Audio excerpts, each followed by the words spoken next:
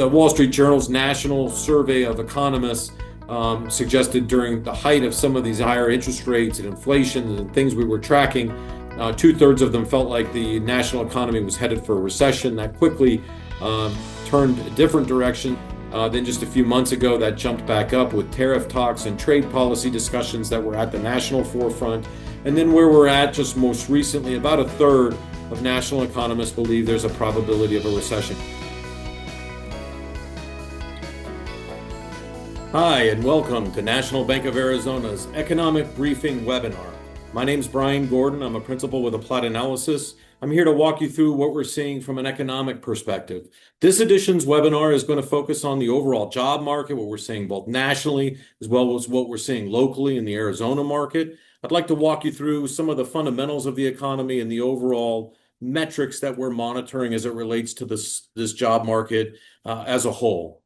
Wanted to walk you through a handful of key topics as we think about what's happening in the job market. Really 5 areas I'd like to focus on. Economic growth being a key factor. Where is the economy at? Where is it headed? What's happening in terms of the labor market? What are sector by sector employment growth metrics looking like? What are we seeing from a construction standpoint? That's really key from an overall expansion perspective. And then what is the outlook going forward for the overall job market? So let's dive right into the economic performance in the state of Arizona. Quarterly performance metrics at about $438 billion through the first quarter of 2025. And we compare that to where we were just a year ago. You can see we're up about $10 billion in terms of overall economic activity, equating to a growth rate of about 2.2% in the state of Arizona. You see where some of the top states rank overall, the top 10, and the United States average is about 2% on a year-over-year basis.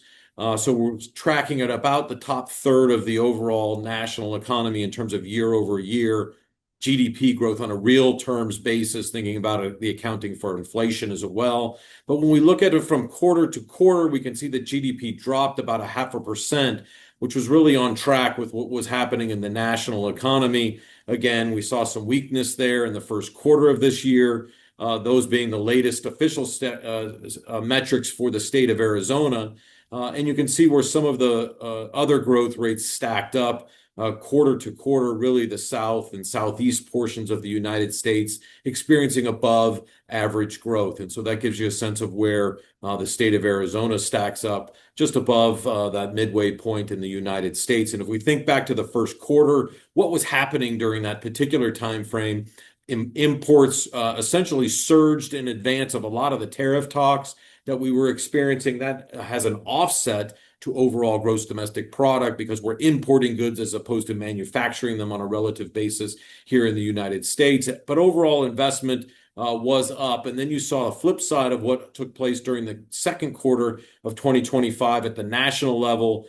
Imports pulled back. And so that you can see what that did and had additional contributions to the overall economy, while we saw the flip side on the overall investment. So a little bit of moderation over the last couple of quarters here in terms of what's happening in terms of the overall GDP figures. And if we take a look at what the United States was looking like during that time frame, and then we stack in what was happening in terms of the state of Arizona, both of these being through the first quarter of the year, a little bit of pullback. But what's important here is that we tend to track pretty well with what's happening in the national economy. You see those bars sort of matching one another historically in terms of overall growth. The U.S. GDP growth expanding by about 3% during this past quarter, during the second quarter of 2025. We have yet to see the Arizona specific data be released, but we'd expect to see those in positive territory in the second quarter of 2025. So we'll keep an eye out for those and report back to you on that particular component. But when we look at the distribution or the segments within what's driving gross domestic product nationally, those imports and exports create some volatility here in the last couple of quarters. Not something we've seen historically, but really in response to some of those trade policies that have been put forth as of late. And we look at the various components related to investments overall, again, inverse relationship that we saw related to overall import-related activity. So that sort of sets the stage a little bit in terms of what we're seeing from an economic growth perspective. I want to walk you through now some of the labor market conditions that I think are important to take note of as we think about what's happening both nationally and locally. The labor force overall, how many people are in the labor pool when you think about people that are both employed as well as those folks that are looking for work, that's continued to expand in both the national economy as well as in the state of Arizona. About 3.8 million people looking for work or working in the state. And you can see what that looks like on a year-over-year growth rate basis. Arizona has tended to outperform the United States from a labor force expansion rate, just edging out the U.S. average at about 1.3% versus that 1.1% more broadly. And we think about participation rates. How many people in the overall job market are participating?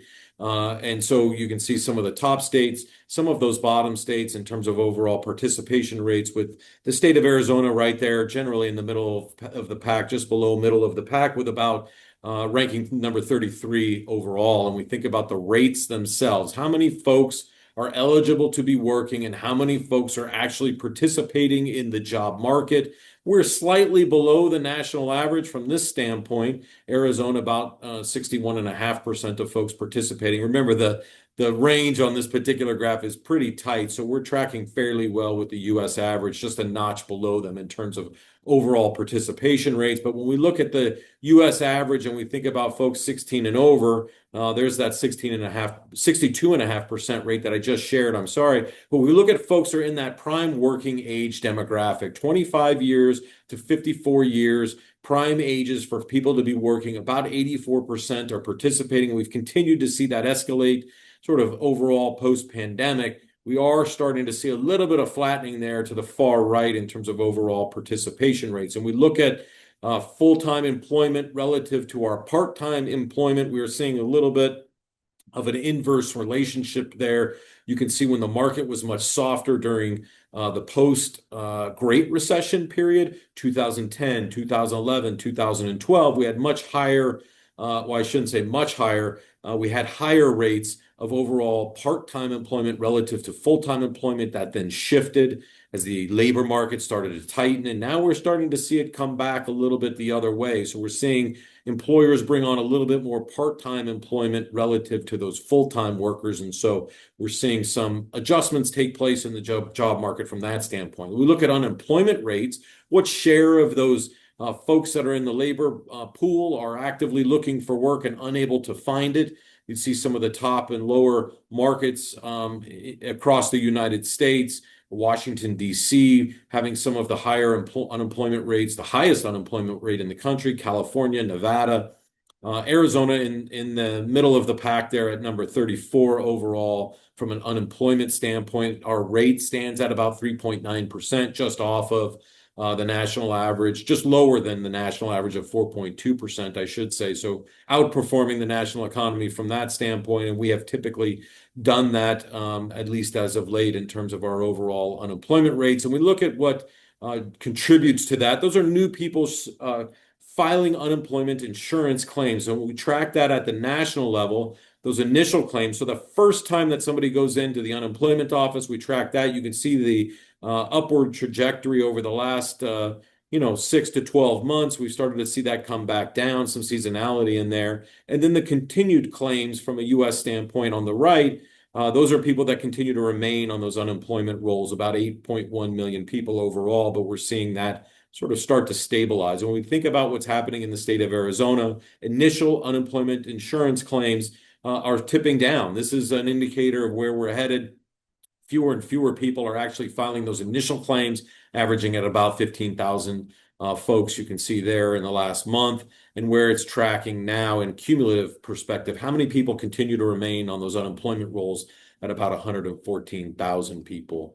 Unemployment rates by sector or by groups, if you want to think about it this way, where we stacked up nationally. I think this is important to think about. All college grads having relatively low unemployment rates, 2.7%. The average I just walked you through, among the 16 to 65-year-old demographics, about 4%. Recent grads, though, this is a bit concerning. Those recent college graduates coming out age 22 to 27 are reporting unemployment rates of about 5.8%. And then just young workers in general at about 6.9% overall. So again, you're seeing a little bit of a disconnect here between somewhat of an age demographic as well as from I'll call it a technical experience or educational perspective. And you can see the delta here between recent grads and overall workers. You're seeing those recent grads really start to see a spike up on the far right of that chart, 5.8% new grads coming out of college having a little bit of a tougher time. Thinking about it, maybe an easier way to look at it is the difference between these two groups. Recent grads seeing a greater rate of overall unemployment relative to the balance of the market. So we want to keep an eye on that going forward. The change in the unemployed number of new graduates, we've seen that start to spike up over the last few years, and some of the professional, scientific, and technical types of services, finance and insurance, information, all of these are contributing to some of those higher unemployment levels among new graduates.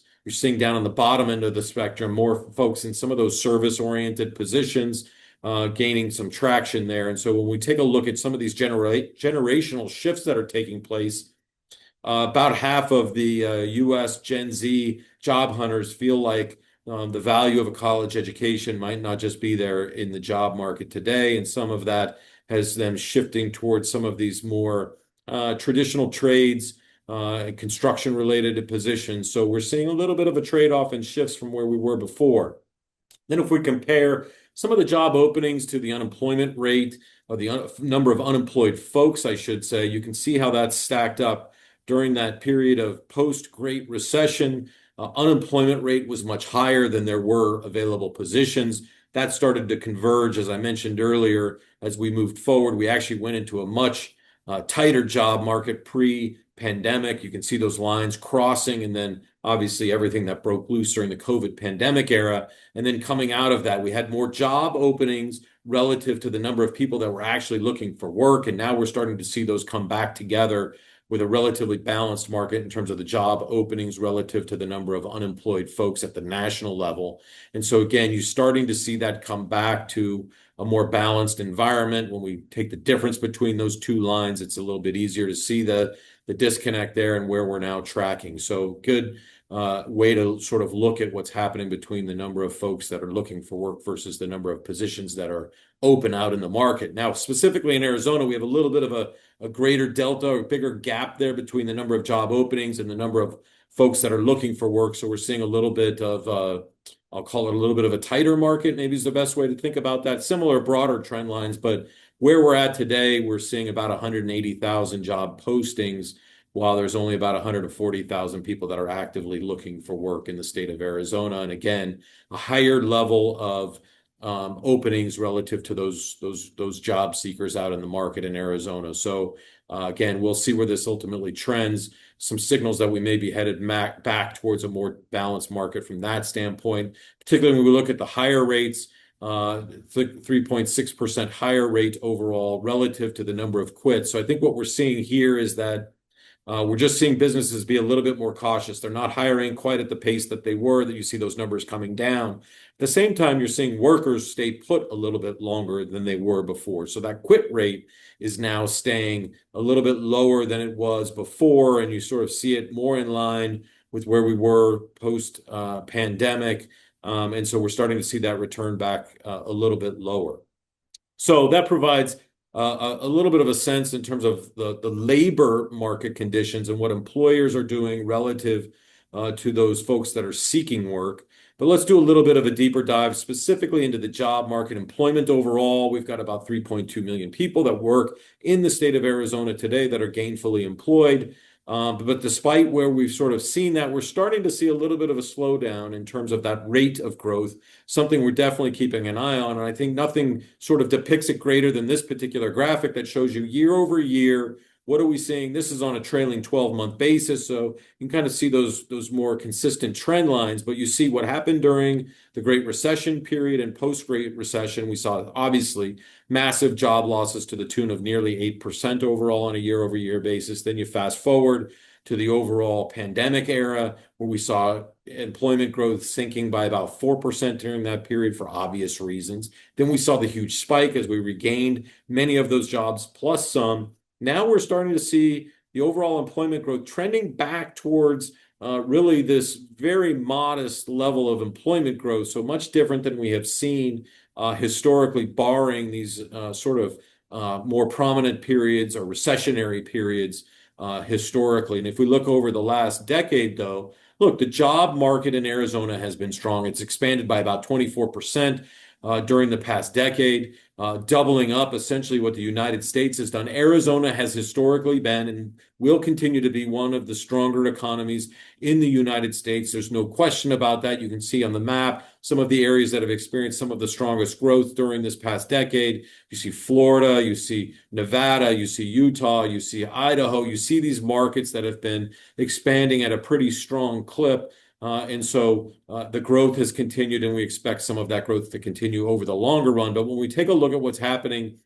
during the past 12 months, employment growth in Arizona has slowed to about 0.5%. Now we're about half of where the United States average is at about 1.1%. Some of the same states are continuing to expand, but Arizona is being impacted a little bit differently during the past 12 months. And we look at it by sector. I think this is pretty important. Don't get too caught up on mining and logging that's expanding by 6% overall. It's a relatively small sector of the economy, but education and health services is up. Clearly the leader and contributor to what we're seeing in terms of the overall job market. Some of the others that are contributing positively and some where we're seeing pullback. I'm going to walk you through some of these key sectors, but I do want to point out the absolute job growth during the past 12 months. When you take a look at that education and health services sector, expanding by almost 22,000 positions in the last 12 months, pretty substantial relative to other sectors of the economy, whether they lost or they gained jobs. Education and health services has clearly been the front runner in terms of the overall performance of the economy. And we think about in absence of the gains that we saw in this particular sector, we would be experiencing negative overall employment growth during the past 12 months. So really important to think about. And we take a look, a little bit deeper dive in education and health services, about 500,000 folks employed in this particular sector. The overwhelming majority of it relates to healthcare and social assistance employment. This is the subcategory, if you will, of the overall broader sector. Educational services, private education is a smaller subset. Those public school districts are classified as government-related employees, so we're not seeing those numbers in these particular metrics. But again, healthcare and social services are driving the way in terms of the overall growth that we're seeing in this super sector, as well as the overall economy. And we look at growth rates, healthcare expanding by about 4.2%. And again, education services contributing positively, but really healthcare is a key to what we're experiencing in this market in Arizona, and focusing on some of the top sectors from where we were. This is a long time ago, but in 1990, just to demonstrate how the overall economy has shifted, some of the largest sectors of the economy, retail in 1990 led the way for Arizona. You see what happens in the broader segment of the overall country. And then we look at some of the largest sectors as of late, the latest annual reporting period, healthcare, overwhelmingly large sector for a number of states, including what we're seeing in Arizona. And we think about the workforce. These are the what I'll call the lowest adequacy positions within the healthcare sector. These are the bottom 20 in terms of where we struggle the most and the percentage of positions that we actually meet the need. You can see many of these are just barely tipping over 50% of the actual requirements. But again, this is where we stack up today. We have still a shortage in terms of a number of key positions within the healthcare industry, and we see where we're going to be over the next decade or so. We're going to continue to have shortages in a number of these areas. Some of them will experience, a handful of them will experience some level of overall growth and make up some ground. But when you think about 15 plus out of these bottom 20 categories are really going to continue to fall behind, that's concerning, despite the fact that this is the leading sector in terms of overall employment growth. And we look at healthcare professional shortages in number of areas by county. Primary care is another area that we continue to see experience challenges, not only in Arizona, but across the United States. But every county in the state of Arizona is experiencing at least some shortage, as it relates to primary care positions. We think about mental health, we're seeing similar shortages there. We think about dental related health care, that is also experiencing shortages. So we're seeing this across the board. Let's jump into the next sector on the other end of the spectrum to give you a sense of what's happening in terms of the manufacturing sector in the last 12 months, off about 4,300 positions. And you can see the historical trend lines there. We've obviously been making some significant investments in the manufacturing sector, but in the last 12 to 24 months, we've seen some moderation there. Still a relatively small sector of the overall economy, nearly 200,000 positions. But if we look over the last call it since 1990, the last 35 years, if you will, there's been a massive shift just taking place generally as it relates to manufacturing. The United States has pulled back by about 28% during that time frame, and we've seen contraction in a number of areas, particularly on the eastern portion of the United States, and some areas where we've actually seen some growth. Now, in percentage terms, remember, a number of these Western states were experiencing relatively modest shares of their overall economy and manufacturing, but we've now started to see a pickup in a number of those markets. And if we think about where Arizona's at during that same time frame, we've actually added 9% in overall manufacturing employment compared to where we were in 1990. Again, a sharp contrast from what's happening across the board. From a national perspective, we all know about what's happening in terms of our chip manufacturing activity and some other investments that are taking place.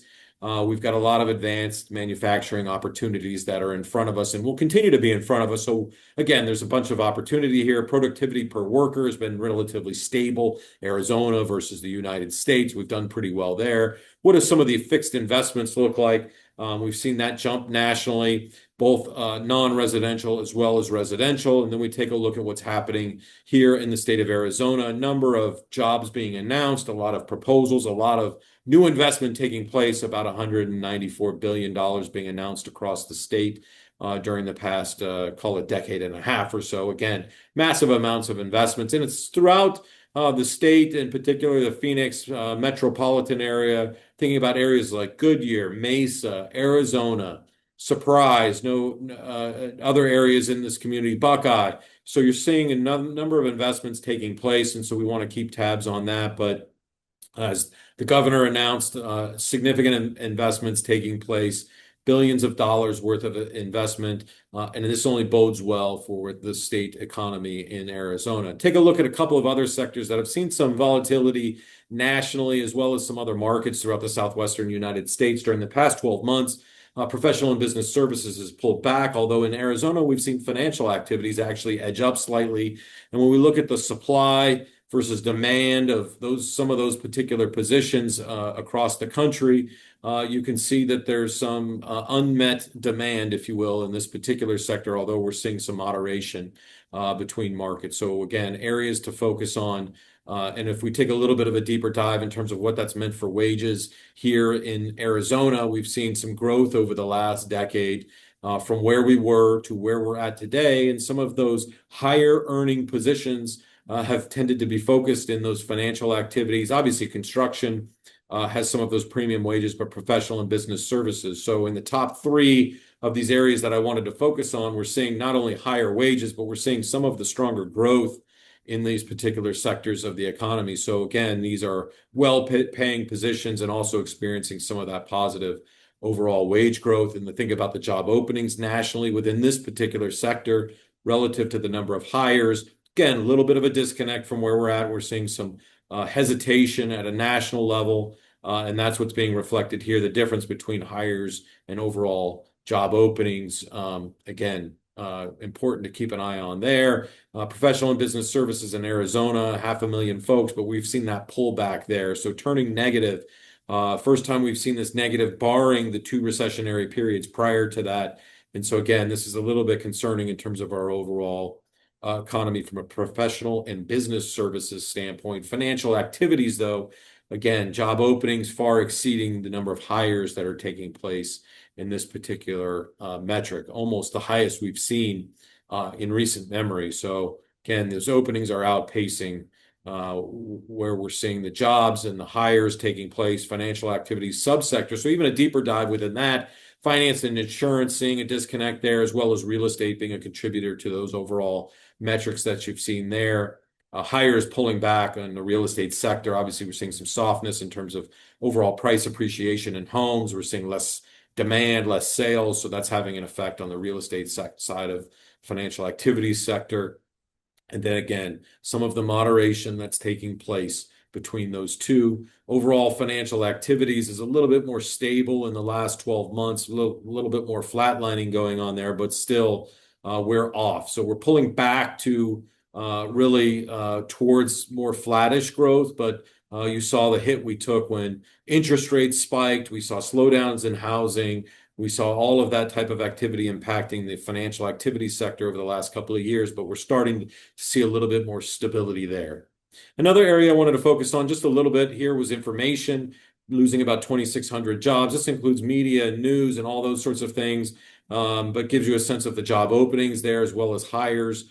Also wanted to just, again, demonstrate the difference between all of that that's taking place, and then the overall employment that's pulled back here in terms of the broader absolute numbers standing at about 47,000 positions, and the overall growth, as I showed you, remaining negative. This is somewhat concerning from an information perspective or sector, if you will. And by experience level, new hires are continuing to see some pullback. So switching a little bit to more information technology in this particular section, I did want to point out some of that less experienced educational levels and work experience are seeing, some of that softness or weakness. We're seeing a little bit more hesitation on that younger, less experienced level of the overall supply chain as it relates to workers. When we think about where AI and technology is headed, we're expecting to see 11 million jobs created in this while displacing potentially 9 million others from the World Economic Forum. So again, we're seeing trade-offs throughout a number of these sectors. And, there's no question we're going to see shifts take place going forward. 40% of employers are expecting to reduce their workforce some form or fashion as it relates to AI. So again, this isn't every position. It's not all sectors, but there is an expectation that we'll see some shifting around within the labor market.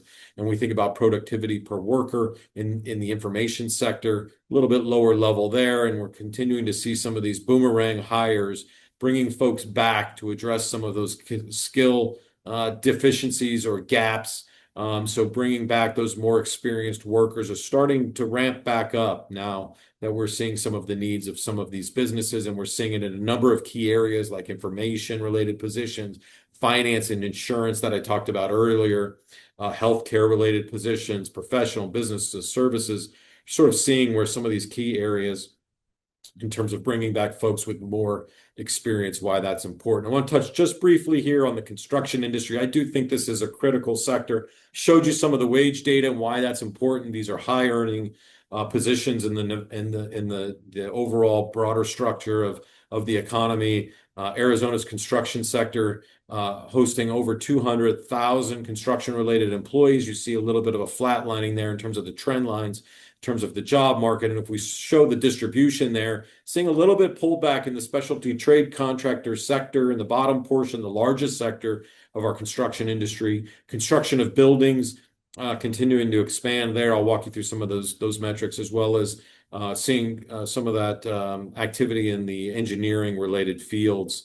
And so while construction was sort of strongly outperforming the national average, we've seen a little bit of moderation as of late. And so when we take a look at what's happening US versus Arizona in the construction market, we have now tipped below overall growth rates in the construction sector. You can see we've been a high flyer for a number of periods during the last decade or so, obviously being harder hit during the Great Recession, moderation throughout that period. So now we're seeing a little bit of a shift relative to what the national trends have been. When we look at the various subsectors nationally, what we're seeing employment growth there and key components there, I mentioned overall expanding by about 2.1%. We're seeing a little bit of a different shift. And we look at residential versus non-residential. Residential has been pulling back, no question. There's slowing growth, while the non-residential or commercial related subsectors have continued to outperform. In Arizona, specialty trade contractors, I mentioned this coming back a little bit overall. We've seen it relatively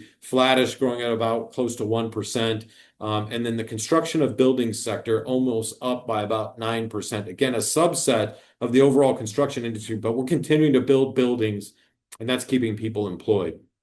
You can see specialty trade contractors we're ranking relatively low from this standpoint in terms of the overall growth.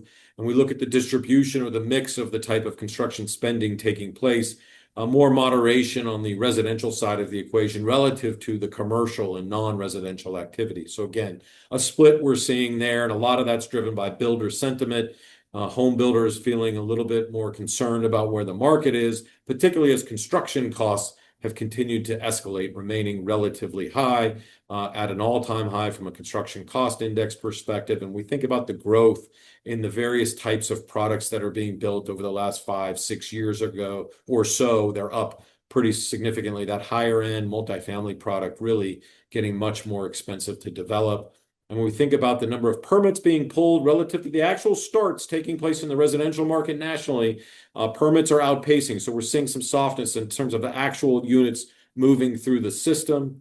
And then specifically in the state of Arizona, we've seen some pullback in terms of the overall permitting volume. So again, a little bit of a slowdown on the residential sector. Builders are reporting shortages in labor. All of this is having an impact, and we're seeing some of the media attention around that as it relates to immigration and what we're seeing there from foreign-born workers in the construction sector. That's a pretty significant share of the overall workforce. And in Arizona, some of the top positions in terms of immigrant workers, you can see construction-related positions obviously being impacted by some of that segment of the overall population base and workforce. The National Association of Home Builders suggesting we could have built probably 19,000 more homes nationally if the labor was there. It cost us about $11 billion overall.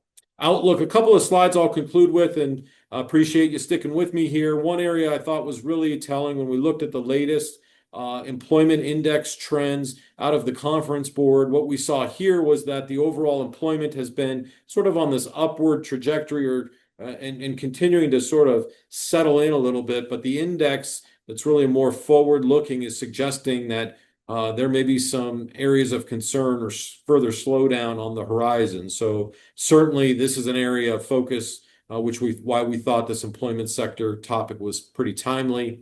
We also wanted to walk you through the probabilities of a recession, because this tends to be top of mind and obviously affects what's happening in the job market. The Wall Street Journal's national survey of economists suggested during the height of some of these higher interest rates and inflation and things we were tracking, 2/3 of them felt like the national economy was headed for a recession. That quickly turned a different direction once we realized we survived without a recession and we were able to balance interest rates, inflation, and the job market. And we sort of balanced that dynamic heading into 25. Then just a few months ago, that jumped back up with tariff talks and trade policy discussions that were at the national forefront. And then where we're at just most recently, about 1/3 of national economists believe there's a probability of a recession in the next 12 months. So again, this volatility, that you're seeing on this particular graphic tends to match what we're seeing in terms of the overall consumer confidence, in terms of what we're seeing in terms of the equity markets, extreme volatility, in terms of what we're seeing in terms of just people's overall expectations for where things are headed. And so while I don't know that we're expecting to see massive pullback anytime soon, there is a concern we want to monitor at the national level. Locally, we're seeing some slowdown in terms of the overall job market. In fact, the University of Arizona's Economic and Business Research Center director also is confirming some of what we're seeing, which is there's not a reason to panic. We have seen things slow down a bit. And this is obviously an area to continue to focus some time and attention on. But overall, I think the expectation is that we'll see some continued moderation in the economy. That will be important to make sure that we don't see massive pullback in terms of the job market. Wages have generally held their ground, but consumer confidence, leisure and travel decisions will be important going forward. Where we see the construction industry, and we'll continue to see those investments being made, which is supporting a key segment of the overall economy, and then investments in that education and healthcare services, really healthcare services activity being critical to what's been stabilizing the overall job market in the state of Arizona. So that's what we're seeing from this perspective. I appreciate you watching and listening and seeing what we're tracking in terms of the overall job market. And we look forward to getting back to you in about 3 months. Stay tuned, and thanks for staying with us, folks. We'll talk to you soon. Take care.